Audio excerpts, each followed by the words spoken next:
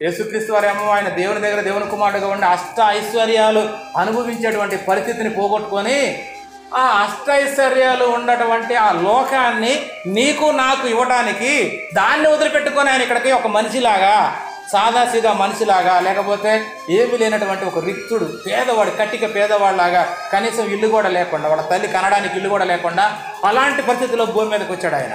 ఆయనకి ఏమీ లేక కాదు, అన్నీ ఉండి నిన్ను నన్ను మహిమ పరిస్థితి దేవుని దగ్గరికి తీసుకెళ్లాలని. నిజం అన్న, ఇది ఖచ్చితంగా నిజం.